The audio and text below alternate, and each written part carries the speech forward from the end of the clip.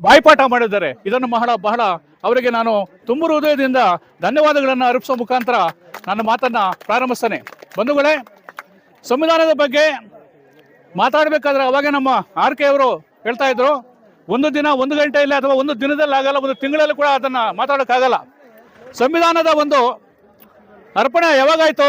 ಈಗ ಪ್ರಸ್ತಾವನೆಯಲ್ಲಿ ನೀವು ಓದಿದ್ರ, ನವೆಂಬರ್ 26, 1949ರಲ್ಲಿ ಸಂವಿಧಾನವನ್ನು ಸಮರ್ಪಣೆ ಮಾಡ್ತಾರೆ.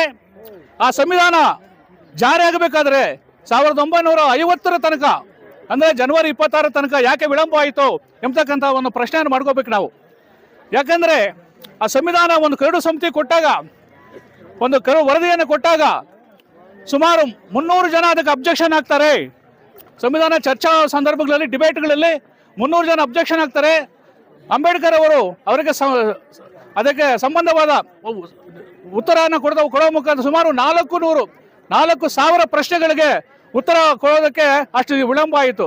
ಹಾಗಾಗಿ ಎಲ್ಲ ಪ್ರಶ್ನೆಗಳಿಗೂ ಉತ್ತರ ಕೊಟ್ಟ ನಂತರ 1950 ಜನವರಿ 26ರಂದು ಈ ಒಂದು ದೇಶಕ್ಕೆ ಗಣರಾಜ್ಯದ ಸಂವಿಧಾನ ಒಂದು ಜಾರಿಗೆ ಬಂತು ಎಂಬತಕ್ಕಂಥ ವಿಚಾರನ ನಾವು ಮರೆಯೋಕ್ಕಾಗಲ್ಲ.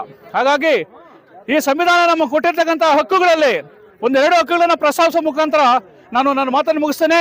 ಬಂಧುಗಳೇ, ಸಂವಿಧಾನಾತ್ಮಕ ಹಕ್ಕು ಅಂಬೇಡ್ಕರ್ ಕೊಟ್ಟಿರೋದ್ರಿಂದ ಸರ್ವರಿಗೂ ಸಮಪಾಲು, ಸರ್ವರಿಗೂ ಸಮಬಾಳು ಎಂಬತಕ್ಕಂಥ ಒಂದು ಸ್ಲೋಗನ್ ಏನಿದೆ, ಒಂದು ಸಂದೇಶ ಏನಿದೆ, ಅದನ್ನು ಇಟ್ಕೊಂಡು ನಾವು ಇವತ್ತಿನ ಇರ್ತಕ್ಕಂಥ ಅನೇಕ ಹೋರಾಟಗಾರರು, ಇಲ್ಲಿರ್ತಕ್ಕಂಥ ಚಳುವಳಿಕಾರರು, ಹಾಡುಗಾರರು ಈ ಸಮಾಜವನ್ನು ಪ್ರಶ್ನೆ ಮಾಡ್ತಾನೆ ಒಂದು ಸಂಘಟನೆ ಮಾಡ್ತಾ ಇದ್ದಾರೆ. ಯಾಕಂತ ಹೇಳಿದ್ರೆ ಇದುವರೆಗೂ ಕೂಡ ಈ ಸಂವಿಧಾನದಲ್ಲಿ ಕೊಟ್ಟಿರ್ತಕ್ಕಂಥ ಹಕ್ಕುಗಳು ಸಂಪೂರ್ಣವಾಗಿ ಜಾರಿ ಆಗಿಲ್ಲ. ಆ ಜಾರಿಗಾಗಿನ ನಾವು ಹೋರಾಟಗಳು ಮಾಡೋ ಮುಖಾಂತರ ಆ ಸಂವಿಧಾನವನ್ನು ನಾವು ಉಳಿಸ್ಕೊಳ್ಳೋಂಥ ಒಂದು ಕೆಲಸವನ್ನು ಮಾಡಬೇಕಾಗಿದೆ. ಮತ್ತೊಂದು ಪ್ರಶ್ನೆ ಮಾಡ್ತಕ್ಕಂಥ ಒಂದು ಇದರಲ್ಲಿ ನಾವೆಲ್ಲರೂ ಪ್ರಶ್ನೆ ಮಾಡ್ತಾನೆ ಇವತ್ತು ಕಾರ್ಯಕ್ರಮಗಳಲ್ಲಿ ತೊಡಗಿಸ್ಕೊಳ್ತಾ ಇದ್ದೇವೆ. ಒಂದು ಸಣ್ಣ ಮಾತನ್ನು ಹೇಳೋದಕ್ಕೆ ಇಷ್ಟಪಡ್ತೀನಿ.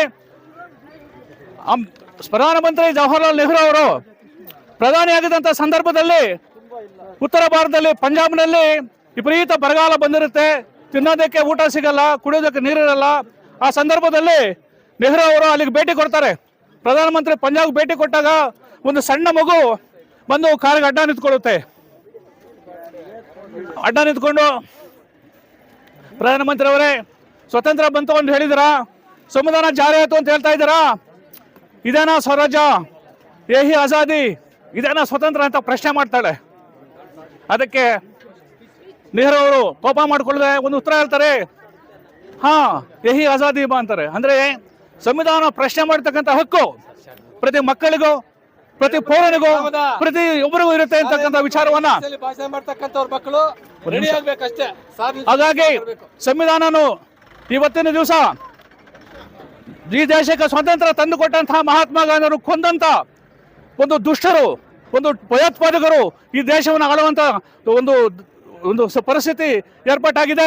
ನಾವು ಸಂವಿಧಾನ ಜಾಗೃತಿ ಮಾಡುವ ಮುಖಾಂತರ ಸಂವಿಧಾನವನ್ನು ರಕ್ಷಣೆ ಮಾಡಿಕೊಳ್ಬೇಕಂತ ಅನಿವಾರ್ಯ ಕಾರಣ ಇರೋದ್ರಿಂದ ನಾವೆಲ್ಲರೂ ಸಂವಿಧಾನವನ್ನು ಉಳಿಸಿಕೊಳ್ಳುವಂಥ ಪ್ರಯತ್ನ ಮಾಡದೇ ಇದ್ರೆ ಮುಂದಿನ ದಿನಗಳು ಬಹಳ ಅಪಾಯಕಾರಿಯಾಗಿ ಬೆಳವಣಿಗೆ ಆಗ್ತಕ್ಕಂಥ ಒಂದು ಸಂದರ್ಭಗಳು ನಾವು ನಿರೀಕ್ಷೆ ಮಾಡಬೇಕಾಗುತ್ತೆ. ಹಾಗಾಗಿ ಈ ಒಂದು ಸಂದರ್ಭದಲ್ಲಿ ಇನ್ನೂ 2-3 ಕಾರ್ಯಕ್ರಮಗಳು ಇರೋದ್ರಿಂದ ಇವತ್ತಿನ ಕೊನೆ ದಿವಸ ಆದ್ದರಿಂದ ಈ ಒಂದು ಕಾರ್ಯಕ್ರಮ ಆದ ತಕ್ಷಣ ಬಿಟ್ಟೂರಲ್ಲಿ ಒಂದು ಕಾರ್ಯಕ್ರಮ, ಕೊನೆಗೆ ಆವಣೆಯಲ್ಲಿ ಒಂದು ಕಟ್ಟಕಡೆ ತಾಲೂಕಿನಲ್ಲಿ ಈ ಕಾರ್ಯಕ್ರಮ ಮುಕ್ತಾಯ ಆಗುತ್ತೆ. ಹಾಗಾಗಿ ಸಮಯದ ಅಭಾವದಿಂದ ನನಗೆ 2 ನಿಮಿಷ ಸಮಯ ಅಭಾವ ಇದ್ರೂ ಕೂಡ 1-2 ನಿಮಿಷ ಮಾತಾಡ